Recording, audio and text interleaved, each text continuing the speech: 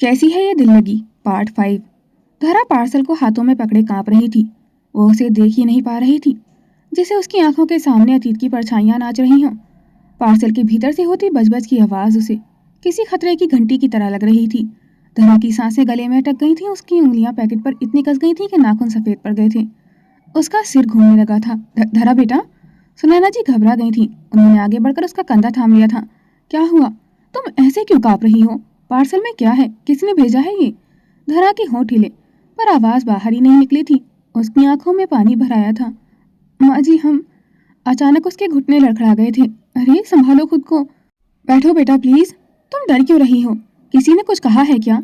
धरा की सांसें तेज और उथली हो गई थी, जैसे किसी ने उसका सीना कस दिया हो। फोन फोन नहीं चाहिए, हमें नहीं चाहिए, वो बुदबुदाई। सुनैना जी का दिल बैठ गया था। उन्होंने उसके माथे पर हाथ रखा। तुम्हें बुखार है और ऊपर से ये हालत।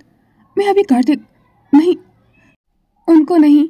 धरा लगभग गिड़गिड़ा पड़ी थी। उसकी आंखों में एक अलग ही डर था। उसी पल भाभी, प्रज्ञा की चहकती हुई आवाज किचन में गूंज गई थी। धरा ऐसे चौंकी जैसे किसी ने उसे झकझोर दिया हो। उसकी नजर दरवाजे की तरफ गई। प्रज्ञा हाथ में जूस का गिलास लिए मुस्कुराती हुई खड़ी थी। भाभी, इतना डर क्यों गई? फिर अचानक उसकी नजर पैकेट पर पड़ी और वो हंस दी थी। ओ, आ गया पार्सल। भाभी, कैसा लगा मेरा सरप्राइज? अभी तक खोला क्यों नहीं आपने? धरा की पलकों पर जमा पानी थरथरा गया था। उसकी आवाज कांप रही थी। ये सरप्राइज? प्रज्ञा की आंखें चमक उठी थी। हाँ भाभी। वो उछलते हुए पास आई। प्रज्ञा ने चहकते हुए कहा, हाँ मैंने ही आपके लिए खरीदा था आज सुबह। सुनैना जी चौंक गई थी। आपने भेजा है? रामू के हाथ से। हाँ मामा, भाभी के पास फोन नहीं है, पूरा दिन घर में बोर होती होंगी ना, सोचा भाभी के लिए पहला सरप्राइज गिफ्ट हमारी तरफ से बनता है ना। धरा की उंगलियां ढीली पड़ गई थी। पैकेट उसके हाथों से फिसलते फिसलते बचा था। तो ये, उसकी आवाज इतनी धीमी थी जैसे हवा में घुल जाए। नया फोन, प्रज्ञा ने उत्साह से कहा। बिल्कुल सिंपल सा लिया है भाभी, ज्यादा भारी भरकम नहीं है, आपको पसंद आएगा और आप इससे इंग्लिश भी सीख सकती हैं। एक पल के लिए धरा बस देखती रह गई थी। फिर अचानक उसकी आंखों से आंसू बह निकले थे, जैसे किसी ने उसके सीने से रखा भारी पत्थर अचानक हटा लिया हो। सुनैना जी घबरा गई थी। अरे बेटा, अब क्यों रो रही हो? धरा के गालों पर गिरते आंसू देखकर प्रज्ञा ने तुरंत उसका हाथ थाम लिया था। अरे भाभी, आप तो इमोशनल हो गई। मैंने तो आपको खुश करने के लिए मंगवाया था। सुनैना जी ने प्यार से धरा का सिर हिलाया। पागल लड़की, प्यार मिलता है तो भी रोती है। धरा ने सिसकते हुए पल्लू से आंखें पोंछी। वो हमें लगा माँ ने फोन लेने के लिए मना किया था। हमें लगा शायद आप भी डांटेंगी। वो डर के मारे अपनी पूरी बात कह भी नहीं पाई थी। प्रज्ञा उसे खींचकर ड्राइंग एरिया में ले आई थी। उसने संभालते हुए पार्सल को खोलकर बॉक्स से फोन निकाला। फोन अभी भी हल्का हल्का बस बस कर रहा था। धरा ने सहम कर फोन की स्क्रीन को देखा। प्रज्ञा मुस्कुराई और बोली, अरे भाभी आप डरिए मत। धरा, भाभी वाकई बहुत इनोसेंट है मम्मा। इसमें ये आवाज आ रही है ना, वो सेफ्टी बर्जर है, वही वाइब्रेट कर रहा है। Safety Berger? धरा ने चौंकते हुए पूछा। उसकी बड़ी बड़ी आंखों में हैरानी और जिज्ञासा एक साथ तैर गई थी। उसने ये शब्द पहली बार सुना था। प्रज्ञा ने फोन की सेटिंग दिखाते हुए समझाना शुरू किया। हाँ भाभी, आज के ज़माने में ये बहुत ज़रूरी है। इसमें एक ऐसा फीचर है कि अगर आप कभी भी किसी मुसीबत में हो या आपको डर लगे तो बस एक बटन दबाते ही घर के सभी लोगों के पास आपकी लोकेशन और मैसेज पहुंच जाएगा। और जब तक आप इसे सेटअप नहीं करती, ये एक्टिवेशन के लिए ऐसा ही हल्का वाइब्रेट करता है। वो खरीदने के बाद ना मैं इसे ऑफ करना ही भूल गई थी। शायद आप इसलिए डर गई होंगी। वैसे मैंने इसमें ईमेल और बाकी एप्लीकेशन भी इंस्टॉल कर दी हैं। सुनैना जी मुस्कुराती हुए बोली। अब इस फोन को संभालो और सबसे पहले इसमें कार्तिक का नंबर सेव करो। धरा का चेहरा कार्तिक का नाम सुनते ही फिर से गुलाबी हो गया था। उसे सुबह का वो सीन याद आ गया था जब कार्तिक के गले की चैन उसके मंगलसूत्र में उलझ गई थी। उसका चेहरा बिना इजाजत रंग बदल गया था। गालों पर गुलाबी सी आभा फैल गई थी, नजरें झुक गई थी और उंगलियां अचानक फोन की स्क्रीन पर उलझने लगी थी। प्रज्ञा ये सब बहुत ध्यान से देख रही थी। वो एक पल को चुप रही, फिर अचानक धरा के पास सरक आई थी और धीरे से सिर्फ उसके कान के पास झुककर फुसफुसाई। वैसे भाभी, उसकी आवाज में वही शरारती मुस्कान थी। भाई को इतना भी मिस मत कीजिए ना। धरा जैसे बिजली से झटका खा गई हो। उसकी आंखें फैल गई थी। तेरे एक पल को सचमुच रुक सा गया था। नहीं नहीं, उसकी आवाज इतनी हल्की थी कि खुद उसे भी सुनाई न दे। प्रज्ञा ने होठ दबाकर हंसी रोकने की कोशिश की। अरे मैं तो बस कह रही हूँ। फिर आंख दबाकर बोली, इतना लाल चेहरा देखकर तो कोई भी समझ जाएगा कि सुबह सुबह का कुछ याद आ गया है आपको। धरा का चेहरा गुलाबी से सीधा लाल हो चुका था। ऐसा कुछ नहीं है, वो जल्दी से बोली। हम तो बस। हाँ हाँ, प्रज्ञा ने उसे छेड़ते हुए बात काट दी थी। बस मंगलसूत्र, चैन और थोड़ी सी गलती याद आ गई होगी आपको, है ना? धरा की आंखें और झुक गई थी। वो कुछ कह पाती उससे पहले ही दरवाजे पर हलचल हुई। हॉल की तरफ से दरवाजा खुलने की आवाज आई और अगले ही पल कार्तिक अंदर आया। उसके दोनों हाथ भरे हुए थे। कई सारे शॉपिंग बैग्स उसके हाथों में थे वो एक कदम चलते चलते ठिठक गया था। हॉल में सुनैना जी सोफे पर थी, प्रज्ञा पास खड़ी मुस्कुरा रही थी और बीच में धरा। कार्तिक ने अनजाने में गली में अटकी सांस छोड़ दी थी। ओह, वो थोड़ा झेपते हुए बोला, आप सब यहाँ हैं? सुनैना जी ने जैसे ही दरवाजे की ओर देखा, उनके होठों पर मुस्कान फैल गई थी। लो, उन्होंने हंसते हुए कहा। नाम लिया और कार्तिक भी आ गया। धरा और कार्तिक दोनों की नजरें एक साथ टकराईं, बस एक पल के लिए, और उसी एक पल में सुबह का वो सीन, मंगलसूत्र और चैन, घबराई सांसें, सब कुछ जैसे आंखों में तैर गया था। धरा ने झट से नजरें झुका ली थी। कार्तिक ने भी गर्दन हल्की सी घुमा ली थी। दोनों के गाल एक साथ गुलाबी हो गए थे। प्रज्ञा ने ये नोटिस कर लिया था पूरी बारीकी से। कार्तिक ने गला साफ किया, फिर थोड़ी झिझक के साथ आगे बढ़ा। उसने हाथों में पकड़े बैग्स की तरफ देखा। ये थोड़ा रास्ते में ऑफिस से आते वक्त कुछ चीजें पसंद आ गई थी, तो सोचा तुम्हारे काम आएंगी। धरा ने कांपते हाथों से बैग्स पकड़े। बैग्स के हैंडल लेते वक्त उसकी उंगलियां कार्तिक के हाथों से फिर एक बार टकराईं। स्पर्श होते ही धरा ने झटके से अपनी आंखें ऊपर उठाईं और कार्तिक की गहरी नजरों में डूब गई थी। दोनों के चेहरे पर एक अजीब सी मासूम झिझक थी। प्रज्ञा, जो पिछले 5 मिनट से दोनों को इस तरह से देखकर आनंद ले रही थी, अब चुप नहीं रह पाई थी। उसने एक लंबी आह भरी और दोनों के बीच में आकर खड़ी हो गई थी। उफ मम्मा, देखिए तो सही इन दोनों का शर्माना। प्रज्ञा ने अपनी हंसी रोकते हुए कहा, भाई आप तो ऐसे झिझक रहे हैं जैसे पहली बार ऑफिस से आ रहे हो, और भाभी आपका तो कहना ही क्या, ऐसा लग रहा है जैसे गालों पर किसी ने लाल रंग उड़ेल दिया हो। धरा, जो अब तक कार्तिक की आंखों में खोई हुई थी, प्रज्ञा की बात सुनकर जैसे किसी गहरे सपने से जागी हो, उसे अचानक एहसास हुआ कि वे कितनी देर से कार्तिक के करीब खड़ी थी और उसकी उंगलियां अब भी कार्तिक के हाथों को छू रही थी। उसकी धड़कनें इतनी तेज हो गई कि उसे लगा जैसे बाहर सुनाई दे रही हों। उसने झटके से अपने हाथ पीछे खींचे, जिससे बैग्स की चैन से एक हल्की सी खनक हुई। मैं रसोई में, माँ जी को मदद चाहिए होगी, धरा ने हड़बड़ाहट में तुतलाते हुए कहा। उसने ना कार्तिक की तरफ देखा ना प्रज्ञा की तरफ। वे अपनी नजरें नीचे किए हुए बिना मुड़े लगभग भागते हुए कमरे से बाहर निकल गई थी। उसके पैरों की पायल की आवाज गलियारे में तेजी से गूंज गई थी, फिर रसोई की तरफ ओझल हो गई थी। धरा के भागते ही हॉल में एक अजीब सी खामोशी छा गई थी, जिसे सिर्फ प्रज्ञा की दबी दबी हंसी तोड़ रही थी। कार्तिक वहीं खड़ा था, अपनी हथेलियों की गर्माहट महसूस कर रहा था, जहां अभी कुछ पल पहले धरा की उंगलियां छुई हुई थी। उसने झेपते हुए अपने बालों पर हाथ फेरा और अपनी शर्म को छुपाने के लिए सीढ़ियों की तरफ कदम बढ़ा दिए थे। सीढ़ियां चढ़ते हुए वह बड़बड़ा रहा था, यार कार्तिक, क्या हो रहा है तुझे? ऑफिस में बड़े बड़े क्लाइंट्स को हैंडल करता है और यहाँ एक छोटी सी मुलाकात में स्कूल के बच्चे की तरह हकलाने लगता है। कंट्रोल कर खुद पर। उधर रसोई में धरा हाफते हुए पहुंची और बिना सोचे समझे सब्जियां काटने के लिए चाकू उठाने लगी थी। तभी सुनैना जी पीछे से आईं और उन्होंने बड़े प्यार से धरा के कंधे पर हाथ रखा। धरा की घबराहट साफ दिख रही थी। अरे धरा बेटा, रुक जाओ, सुनैना जी ने मुस्कुराते हुए कहा। देख तो, तेरा चेहरा कितना लाल हो रहा है, पसीने भी आ रहे हैं, तुम्हारी तबीयत कुछ ठीक नहीं है। जाओ कमरे में आराम करो, किचन मैं संभाल लूंगी। धरा ने शर्म के मारे अपने होंठ काट लिए थे। वे मना करना चाहती थी, पर उसकी हिम्मत नहीं हुई कि वह सासू माँ की आंखों में देख सके। वो धीरे से सिर हिलाकर किचन से बाहर निकल गई थी। धरा जैसे ही कमरे के अंदर दाखिल हुई, उसने देखा कि कार्तिक काउच पर बैठा था, शायद उसी का इंतजार कर रहा था। उसे देखते ही कार्तिक स्प्रिंग की तरह खड़ा हो गया था। कमरे का माहौल फिर से भारी लगने लगा था। कार्तिक ने बैग्स की तरफ इशारा किया और गला साफ करते हुए बोला, वो धरा, इसमें तुम्हारे लिए कुछ नाइट सूट्स हैं और कुछ इनरवियर भी हैं। आई होप कि तुम्हें परफेक्ट आएंगे। इनरवियर शब्द सुनते ही धरा को लगा जैसे किसी ने उसके कानों में गर्म लावा डाल दिया हो। उसकी आंखें फटी की फटी रह गई थी। वह सिर झुकाकर मन ही मन बुदबुदाने लगी थी, हे भगवान, कितने निर्लज प्राणी हैं ये, जरा भी लोक लाज नहीं है। हमने कहा था ना कि माँ से मंगा लेंगे, पर इन्हें लाने की क्या जरूरत थी? माँ ने तो कहा था कि अच्छे घर के लड़कों को इन सब का नहीं पता होता। कार्तिक ने उसे धीरे धीरे होंठ हिलाते हुए बड़बड़ाते देखा, तो अचानक उसे अंकित की कही बात याद आ गई थी। बॉस, कभी भाभी को गुस्से में मिनमिनाते देखना, वो जब तुम्हें मन ही मन कोसेंगी तो पक्का तुम्हें निर्लज्ज प्राणी ही कहेंगी। कार्तिक की हंसी छूट गई थी। वह धरा के करीब जाकर थोड़ा झुककर बोला, सुनो, जो तुम मन ही मन मेरी आरती उतार रही हो ना, वो मुझे साफ सुनाई दे रही है। और रही बात निर्लज होने की, तो अपनी पत्नी के लिए कपड़े लाना कोई अपराध तो नहीं है ना? धरा का चेहरा पहले से ही लाल था, पर कार्तिक की बात सुनकर उसे लगा जैसे उसके शरीर का सारा खून गालों में उतर आया हो। वह बुरी तरह सकपका गई थी। उसे उम्मीद नहीं थी कि कार्तिक उसकी बुदबुदाहट इतनी सफाई से पकड़ लेंगे। मासूमियत और घबराहट में धरा ने अपनी दोनों हथेलियां अपने गालों पर रखी और घबराकर बोली, नहीं, हमने बिल्कुल नहीं कहा आपको निर्लज प्राणी। आप गलत समझ रहे हैं। उसकी आवाज़ में एक अजीब सी मासूमियत थी, जैसे कोई बच्चा पकड़े जाने पर सफाई दे रहा हो। कार्तिक उसे देखकर मुस्कुराया और एक कदम और करीब आ गया था। उसके चेहरे पर शरारत खेल रही थी। ओ, तो तुमने मुझे निर्लज्ज प्राणी नहीं कहा? कार्तिक ने भौं सिकोड़कर उसे चिढ़ाते हुए पूछा। धरा ने तुरंत सिर हिलाया। नहीं, कभी नहीं। कार्तिक ने अपनी हंसी दबाते हुए कहा। अच्छा, तो फिर शायद मेरे ही सुनने में गलती हुई होगी, क्योंकि हमने तो सिर्फ निर्लज्ज शब्द सुना था। प्राणी तो आपने अभी खुद ही जोड़ दिया। धरा का मुंह खुला का खुला रह गया था। उसे अपनी गलती का एहसास हुआ कि सफाई देने के चक्कर में उसने खुद ही वह शब्द दोहरा दिया है जो वह मन ही मन बोल रही थी। वह और भी ज्यादा हड़बड़ा गई थी। हमारा वो मतलब नहीं था। हम तो बस कह रहे थे कि आपने क्यों, मतलब निर्लज्ज तो आप हैं ही, लेकिन प्राणी, मेरा मतलब।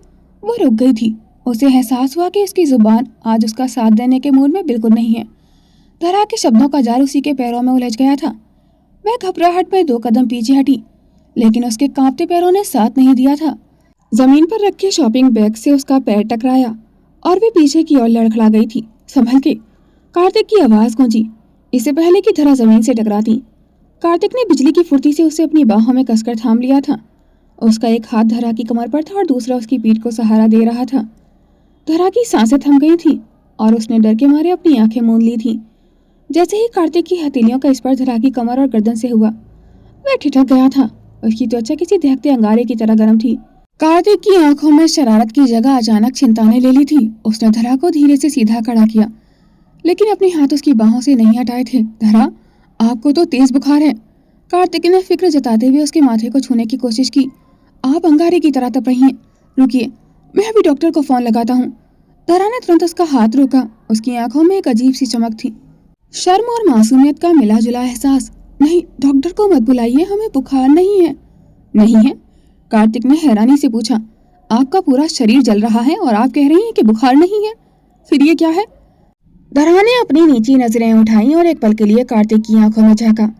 कमरे की लाइट की रोशनी में उसकी आंखें और भी गहरी लग रही थीं। वो हकबकाई, फिर बहुत धीमे से, जैसे कोई राज खोल रही हो, बोली। वो दरअसल बुखार नहीं है। वो बस जब आप इतने पास आते हो ना, तो पता नहीं क्यों पेट में तितलियां उड़ने लगती हैं और पूरा शरीर ऐसे ही तपने लगता है। पर थोड़ी देर बाद जब आप दूर जाते हैं तो सब ठीक हो जाता है।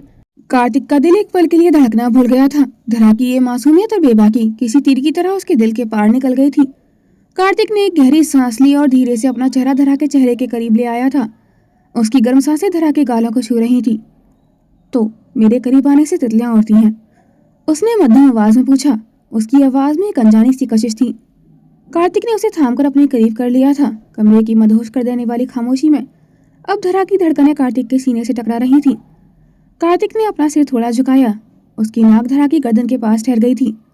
वहां की तपिश महसूस करते हुए उसने धीमी रूहानी आवाज में कहा, अगर सिर्फ पास आने से ये हाल है तो सोचो, अगर मैं और करीब आ जाऊं तो इन बेचारी तितलियों का क्या होगा? धरा ने अपनी आंखें कसकर बंद कर ली थी। कार्तिक की गर्म सांसें उसकी गर्दन के संवेदनशील हिस्से पर महसूस हो रही थी, जिससे उसके पूरे शरीर में एक सिहरन दौड़ गई थी। उसने कांपते हाथों से कार्तिक की शर्ट को मुट्ठियों में भींच लिया था। कार्तिक जी, छोड़िए, वो बहुत तेज तेज उड़ रही हैं, धरा ने हकलाते हुए कहा। पर उसके शब्दों में रुकने की ताकत कम और समर्पण ज्यादा था। पर कार्तिक कहाँ मानने वाला था। उसने धीरे से अपनी होठ उसके कान के पास टिका दी और फुसफुसाया, अभी तो मैंने ठीक से पकड़ा भी नहीं है धरा, और तुम कह रही हो छोड़ दो। तुम्हें नहीं लगता कि इस अजीब से बुखार का इलाज डॉक्टर से नहीं बल्कि मुझसे ही करवाना चाहिए? धरा का चेहरा अब सुर्ख लाल हो चुका था। कार्तिक ने शरारत से उसके कान के निचले हिस्से को अपनी सांसों से छुआ, जिससे धरा के मुंह से एक दबी हुई आह निकल गई थी। उसने घबराहट में कार्तिक के कंधे पर अपना सिर टिका दिया था। कार्तिक ने धीरे से अपना हाथ ऊपर उठाया और धरा की एक आवारा जुल्फ को उसके चेहरे से हटाकर कान के पीछे फंसा दिया था। उसकी उंगलियां जानबूझकर धरा की गर्दन की कोमल त्वचा को सहलाते हुए नीचे उतरी। बताओ धरा, क्या इलाज करूं? इन तितलियों को शांत कर दूं या इन्हें और उड़ने दूं? कार्तिक ने धरा की ठोड़ी को पकड़कर उसका चेहरा अपनी ओर उठाया। दोनों के बीच फासला अब ना के बराबर था। कार्तिक धीरे धीरे धरा के कांपते होठों की तरफ झुकी रहा था कि तभी उसके पॉकेट में रखे फोन ने जोर जोर से वाइब्रेट करना शुरू कर दिया था। शिट, इसे भी अभी ही वाइब्रेट होना था। कार्तिक ने दांत पीसते हुए हल्की झुंझलाहट में कहा। उसने एक गहरी सांस ली और ना चाहते हुए भी धरा को अपनी बाहों की कैसे आजाद कर दिया था। धरा ने जैसे ही खुद को आजाद पाया, उसने दीवार का सहारा लिया और एक लंबी सुकून की सांस ली। उसके लिए यह पल किसी तूफान से बच जाने जैसा था। हालांकि उसके दिल की धड़कनें अभी बेकाबू थी। वे अपनी साड़ी ठीक करने लगी और अपनी मासूमियत में चुपके से कार्तिक को देखने लगी, जो गुस्से में फोन रिसीव कर रहा था। बोलो अंकित, क्या प्रॉब्लम है? तुम्हें पता है ना, मैं अभी घर पर हूँ। कार्तिक की आवाज में साफ चिड़चिड़ाहट थी। अंकित की आवाज फोन के दूसरी तरफ से थोड़ी परेशान सुनाई दे रही थी। सॉरी बॉस, पर इमरजेंसी है। कल के बड़े शूट के लिए हमने जिस मॉडल को हायर किया था, उसकी कुछ इनअप्रोप्रिएट इमेजेस इंटरनेट पर सर्कुलेट हो रही हैं। सोशल मीडिया पर हंगामा शुरू हो गया है। कार्तिक के माथे की नसें तन गई थी। उसका मूड जो पहले से खराब था अब और गंभीर हो गया था। क्या बकवास है? उसे तुरंत कांटेक्ट करो और उसका कॉन्ट्रैक्ट कैंसिल कर दो। मुझे ऐसी कंट्रोवर्सी अपने ब्रांड के साथ नहीं चाहिए। लेकिन बॉस, अंकित ने झिझकते हुए कहा, एक बार उनसे बात तो कर लीजिए। हो सकता है कि उन पिक्चर्स के साथ छेड़छाड़ की गई हो। वो बेगुनाह भी हो सकती है। कार्तिक का चेहरा सख्त हो गया था। उसने एक नजर कमरे में खड़ी धरा की ओर देखा, जो बड़े ध्यान से उसकी बातें सुन रही थी। कार्तिक ने ठंडे और दो टूक लहजे में कहा, अंकित, पिक्चर्स चाहे मॉफ्ड ही क्यों ना हो, एक बार इमेज खराब होने के बाद दाग रह ही जाता है। और तुम मुझे जानते हो, मैं अपनी प्रोफेशनल और पर्सनल जिंदगी में ऐसी कोई चीज नहीं चाहता जिस पर थोड़ा सा भी डेंट हो। मुझे सिर्फ परफेक्शन चाहिए। धरा, जो अब तक शांति से सुन रही थी, धरा के कानों में कार्तिक के शब्द किसी ठंडी लहर की तरह चुभ गए थे। ऐसी कोई चीज नहीं चाहता जिस पर थोड़ा सा भी डेंट हो। उसकी मासूमियत और डर ने मिलकर उसके मन में एक भयानक कल्पना पैदा कर दी थी। वह सोचने लगी थी कि अगर दिनेश ने वो फोटोज कार्तिक को भेज दी तो क्या कार्तिक उसे भी अपनी जिंदगी से वैसे ही हटा देंगे जैसे उस मॉडल को कॉन्ट्रैक्ट से। धरा का चेहरा पीला पड़ गया था। उसके हाथ पांव कांपने लगे थे। कार्तिक ने जैसे ही मुड़कर देखा, वह धरा की हालत देखकर दंग रह गया था। वह बुरी तरह कांप रही थी। अंकित, मैं बाद में बात करता हूँ। कार्तिक ने तुरंत फोन काटा और भागकर धरा के पास आ गया था। उसने उसके दोनों कंधे पकड़े। धरा, क्या हुआ? आप ऐसे क्यों कांप रही हैं? तबीयत फिर से खराब हो गई है क्या?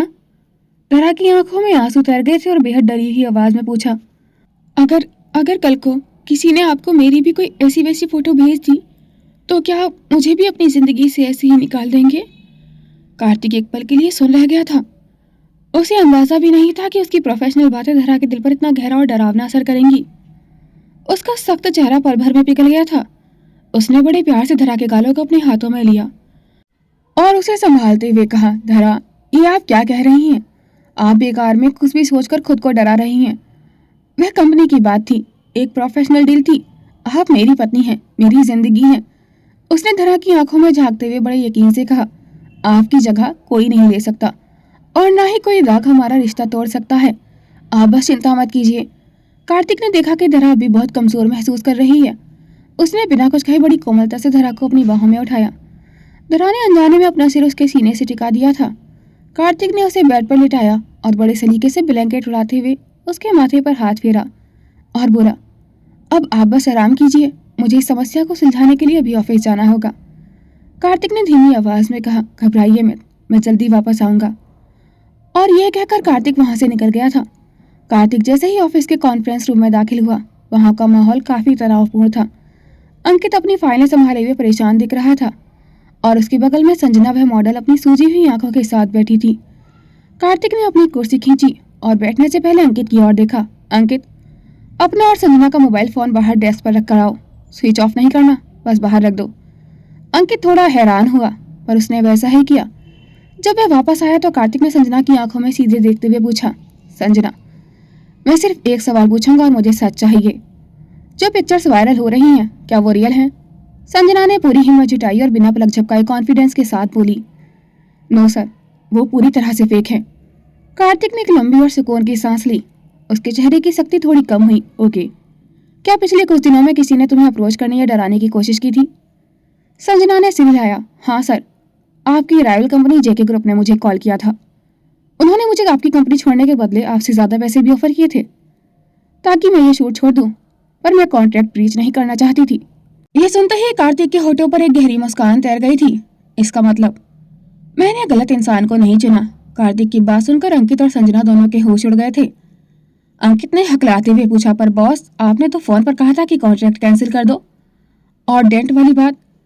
कार्तिक ने बहुत ही शांत और मध्यम आवाज में जवाब दिया, हाँ कहा था, पर वो तुम्हारे या संजना के लिए नहीं कहा था, वो उन लोगों के लिए था जो तुम्हारा और संजना का फोन टैप कर रहे थे। संजना की आंखें हैरानी से फैल गई थी। मतलब हमारा फोन टैप हो रहा था? बिल्कुल, कार्तिक ने अपनी कुर्सी की तरफ झुकते हुए समझाया। जैकी ग्रुप सिर्फ तुम्हारी इमेज खराब नहीं करना चाहता था, वो ये देखना चाहता था कि इमरजेंसी में मैं अपना स्टैंड बदलता हूँ या नहीं। अगर कॉन्ट्रैक्ट में कैंसिल कर देता तो उनकी जीत हो जाती, इसलिए मैंने फोन पर वही सब बोला ताकि उन्हें लगे कि वो कामयाब हो गए हैं। संजना की आवाज में एक उम्मीद जागी। मतलब सर, कॉन्ट्रैक्ट कैंसिल नहीं हुआ है। कार्तिक मुस्कुराया। कार्तिक सूरी सिर्फ इंटरनेट की वायरल फोटोज पर यकीन नहीं करता।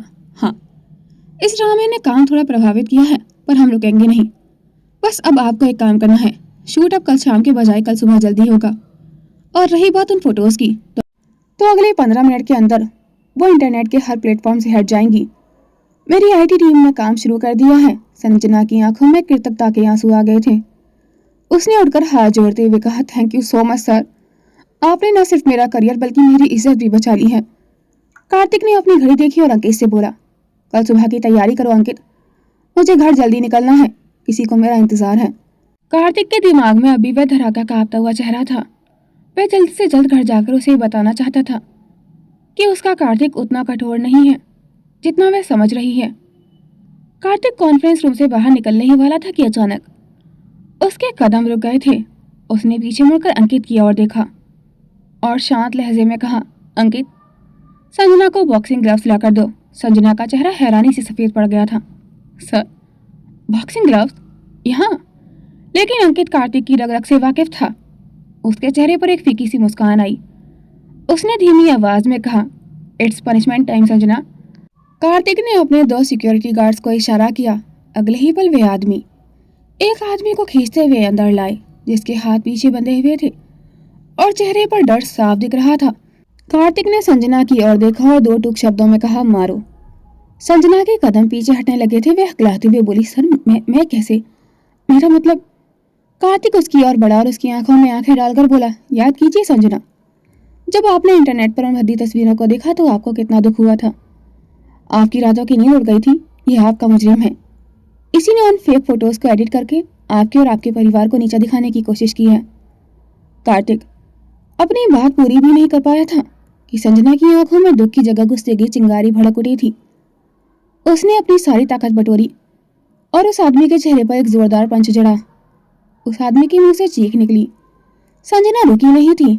उसने एक और पंच किया और चिल्लाकर बोली, तुम्हें अंदाजा भी है कि ऐसी चीजें हम लड़कियों को कितना अफेक्ट करती हैं? हमारी इज्जत, हमारा करियर, सब दांव पर लगा देती हैं तुम जैसे लोग। संजना का गुस्सा फूट पड़ा था। वह उस आदमी को एक के बाद एक बार कर रही थी, जैसे वह अपने साथ साथ उन तमाम लड़कियों का बदला ले रही हो जिनकी जिंदगी ऐसे लोगों ने बर्बाद की थी। तभी केबिन में पुलिस आने की आहट हुई। पुलिस इंस्पेक्टर और उनके साथ 2 कांस्टेबल कॉन्फ्रेंस रूम के अंदर दाखिल हो गए थे। संजना अब भी गुस्से में थी और उस आदमी को मार रही थी, जिसे देखकर एक कांस्टेबल ने आगे बढ़कर उसे पीछे हटाया। शांत हो जाइए संजना जी, अब कानून अपना काम करेगा, इंस्पेक्टर ने संजना को ढांढस बताते हुए कहा। पुलिस ने उस आदमी को खींचकर खड़ा किया और उसके हाथों में हथकड़ी पहना दी थी।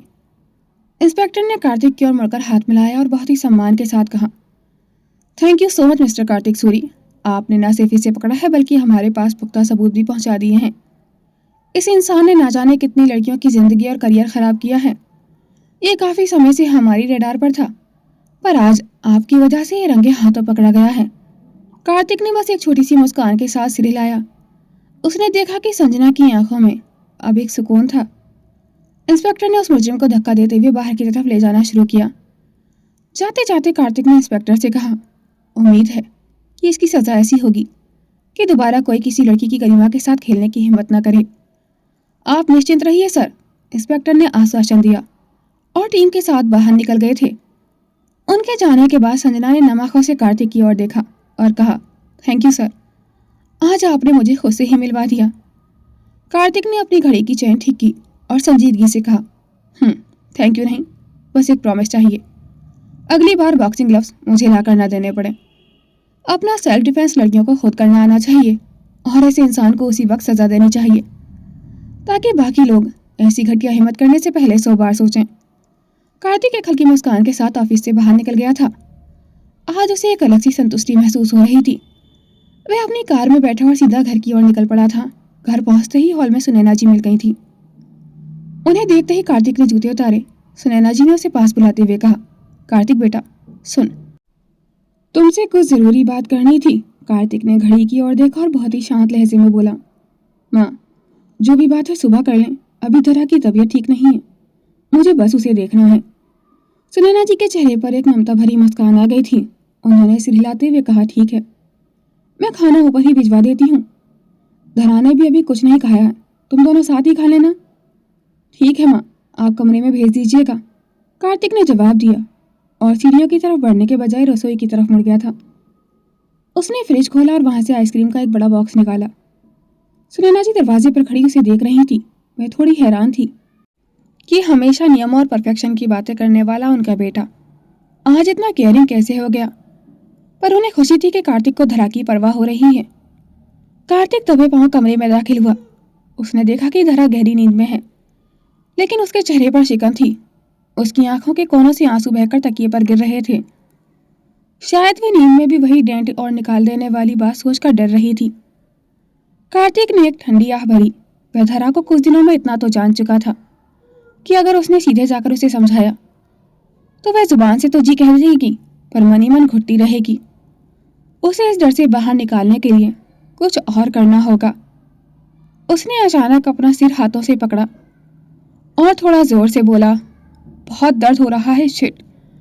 कार्तिक की आवाज सुनते ही धरा हड़बड़ाकर उठ बैठी थी। उसने जल्दी से अपने आंसू पोंछे और बेड से उतरकर उसके पास आई। क्या क्या क्या हुआ आपको कार्तिक जी, आप ठीक तो हैं? उसकी आवाज में घबराहट साफ थी। कार्तिक ने नाटक जारी रखते हुए चेहरा थोड़ा सिकोड़ा और बोला, पता नहीं धरा, ऑफिस में बहुत काम था, सिर जैसे फटा जा रहा है, बहुत तेज दर्द है धरा। धरा का सारा डर गायब हो गया था। अब इस कार्तिक की फिक्र बाकी थी। उसने तुरंत कार्तिक का हाथ पकड़ा और उसे बेड पर बैठाया। उसने बेड पर बैठते हुए उस पर रखा तकिया अपनी गोद में रखा और झिझकते हुए कार्तिक की ओर इशारा किया, आप यहाँ लेटिए, जल्दी से अपना सिर मेरी गोदी में रखिए। धरा ने मासूमियत से कहा। कार्तिक एक पल के लिए हैरान रह गया था। उसने चौंकते हुए पूछा, पर ऐसे क्यों, इससे क्या होगा? धरा का चेहरा फिर से थोड़ा गुलाबी हुआ था।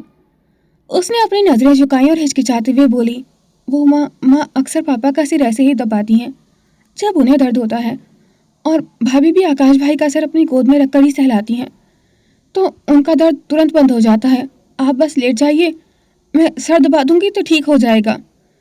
धरा की इस निश्चल मासूमियत ने कार्तिक का दिल जीत लिया था। वो बिना कुछ कहे धीरे से धरा की गोद में अपना सिर रखकर लेट गया था। धरा ने अपने छोटे और ठंडे हाथ जैसे ही कार्तिक के माथे पर रखे, कार्तिक को ऐसा लगा जैसे उसकी सारी थकान एक पल में मिट गई हो। उसे बहुत सुकून महसूस हो रहा था। कार्तिक ने आंखें बंद किए हुए ही कहा, धरा आप बेकार में परेशान हो रही थी, मैंने उस लड़की को काम से नहीं निकाला। ये सुनते ही धरा का चेहरा खुशी से खिल उठा था। वह चहकते हुए बोली, सच में आपने उन्हें नहीं निकाला ना? कार्तिक उसकी मासूम खुशी देखकर खुद भी मुस्कुराने लगा था। उसने अपना फोन निकाला और वीडियो दिखाते हुए कहा, सिर्फ यही नहीं, आज उस लड़की ने उस आदमी को बहुत पीटा जिसने उसे परेशान किया था, ये देखिए। धरा ने बड़े गौर से वीडियो देखा और बहुत खुश हो रही थी। कार्तिक ने वीडियो बंद किया और उसे समझाते हुए कहा, पता है धरा, एक लड़की जितना डरती है सामने वाला उसे उतना ही डराता है। बस हिम्मत से जवाब देना सीखो, फिर कोई तुम्हें नहीं डरा पाएगा। कार्तिक की बातें सुनकर धरा को अपने अंदर एक नई हिम्मत महसूस होने लगी थी। पहली बार उसने सोच लिया था कि वो अब किसी से नहीं डरेगी। तभी कार्तिक ने बेड पर करवट बदली और शरारत से बोला, यहाँ भी दर्द हो रहा है, प्लीज दबा दो ना। उसे अच्छा लग रहा था धरा का बिना डरे उसके पास बैठना। बात करते करते ही कार्तिक ने जानबूझकर धरा के पेट के पास साड़ी के ऊपर से ही हल्का सा टच किया। कार्तिक का स्पर्श महसूस होते ही धरा एकदम से हर गई थी। वो घबराकर हकलाने लगी थी। वो क्या हुआ धरा? कार्तिक ने अपनी शरारत बढ़ाते हुए कहा। वह धीरे धीरे अपनी उंगलियां हिला रहा था। धरा को समझ ही नहीं आ रहा था कि वो क्या करे। उसका दिल बहुत तेज धड़कने लगा था। अभी कार्तिक अपनी शरारत और बढ़ाने ही वाला था कि अचानक प्रज्ञा हाथ में खाने की प्लेट लेकर कमरे में आ गई थी। भाई भाभी, खाना ले आई हूँ। प्रज्ञा की आवाज सुनते ही कार्तिक एक झटके में बेड पर सीधा खड़ा हो गया था, जैसे उसे बिजली का झटका लगा हो। धरा डर और शर्म के एहसास से कांपने लगी थी और उसने तुरंत अपनी साड़ी का पल्लू ठीक किया और घबराकर खड़ी हो गई थी। प्रज्ञा अंदर आई और खाना टेबल पर रखते हुए कार्तिक के अड़े हुए चेहरे को देखने लगी थी। वह अपनी हंसी दबाते हुए बोली, क्या हुआ भाई? आपकी हालत देखकर तो ऐसा लग रहा है जैसे किसी ने आपको 440 वोल्ट का करंट लगा दिया हो। सब ठीक तो है ना, या फिर मैंने गलत वक्त पर एंट्री मार दी है? कार्तिक ने अपना गला साफ किया और इधर उधर देखते हुए बोला, नहीं, वो सिर में दर्द था, बस वही देख रही थी। धरा, तुम खाना रख कर जाओ। प्रज्ञा ने एक तिरछी नजर धरा पर डाली, जो अब भी लाल टमाटर बनी हुई कांप रही थी। प्रज्ञा जैसे ही मुड़ने लगी, धरा ने फुर्ती से उसका हाथ ऐसे पकड़ लिया जैसे डूबते को तिनके का सहारा मिल गया हो। प्रज्ञा दी, रुकिए, हम भी आपके साथ नीचे चलेंगे, धरा ने हड़बड़ाते हुए कहा। प्रज्ञा ठिठक गई थी और हैरानी से धरा को देखने लगी। अरे भाभी, आप मेरे साथ कहाँ चलेंगी? आपको तो भाई का सिर दबाना था ना, और खाना भी यहीं खाना है। धरा की आंखों में घबराहट साफ थी। उसने प्रज्ञा का हाथ और जोर से खींच लिया और लगभग रोते हुए स्वर में बोली, नहीं, हमें नहीं रुकना इनके साथ, ये बहुत गंदे हैं। ये सुनते ही कार्तिक ने अपना सिर पकड़ लिया था। उससे एक पल को एहसास हो गया कि उसने धरा की मासूमियत को कम आंका था। वह भूल गया था कि धरा को बदतमीजी और शरारत के बीच का फर्क समझाना पड़ता है। प्रज्ञा की आंखें फटी की फटी रह गई थी। उसने कार्तिक की ओर देखा, फिर धरा की ओर। गंदे? भाई ने क्या किया है भाभी? कार्तिक का चेहरा शर्म के मारे लाल हो गया था। उसने बात संभालने के लिए तुरंत झूठ बोला, वो प्रज्ञा, धरा असल में इसलिए कह रही है क्योंकि मैं ऑफिस से आकर सीधा बेड पर लेट गया। मैंने अब तक नहाकर कपड़े नहीं बदले ना, तो इसे लग रहा है कि मैं गंदा हूँ, है ना धरा? कार्तिक ने आंखों ही आंखों में धरा को चुप रहने का इशारा किया, पर धरा कहाँ मानने वाली थी। वह प्रज्ञा के पीछे छुप गई और वहीं से चिल्लाकर बोली, नहीं, आप झूठ बोल रहे हैं। आपने अभी हमें बताया कि लड़कियां जब तक डरती हैं तभी उन्हें कोई डरा पाता है। अभी आपने जो किया वो। कार्तिक ने तुरंत अपने बालों में हाथ फेरा और धरा की तरफ कदम बढ़ाते हुए बोला, देखो धरा, मेरी बात सुनो, वो मैं बस चेक कर रहा था कि। धरा घबराते हुए 2 कदम और पीछे हट गई थी। नहीं, अब हम किसी से नहीं डरेंगे, कार्तिक ने मन ही मन झुंझलाते हुए कहा। मुझे क्या पता था अगले ही पल एक्सपेरिमेंट मुझ पर होगा। दिनेश की घिनौनी हरकत के बाद से उसके लिए स्पर्श का मतलब सिर्फ डर था। अगर उसके पेरेंट्स ने दिनेश को सजा दी होती या उसकी बात पर यकीन किया होता तो शायद उसके दिल में ये डर घर नहीं करता। धरा की आंखों में आंसू भर आए थे और सिसकते हुए बोली, नहीं, दूर रहिए हमसे, हम तो सबको बता देंगे आप बहुत गंदे हैं, हमें सब पता है। गंदे लड़के ऐसे ही छूते हैं और ऐसे ही होते हैं। कार्तिक के हाथ हवा में ही जम गए थे। उसके चेहरे से सारी शरारत उड़ गई थी। उसकी जगह पछतावे ने ले ली थी। उसने अपना सिर पकड़ लिया और मन ही मन खुद को कोसने लगा था। कार्तिक, तू क्या बेवकूफ़ है? तुझे पता है कि वो कितनी मासूम है, तो फिर तुझे ये मजाक क्यों सूझा? तभी कॉरिडोर में कदमों की आहट हुई। धरा की आवाज़ सुनकर सुनैना जी, अभिजीत जी और प्रीति, जो उसे देखने के लिए ऊपर ही आ रहे थे, भागते हुए कमरे में दाखिल हुए। क्या हुआ धरा बेटा, तुम रो क्यों रही हो? सुनैना जी ने घबरा कर पूछा। अभिजीत जी ने कार्तिक को शक की नजरों से देखा। कार्तिक, क्या किया है तुमने?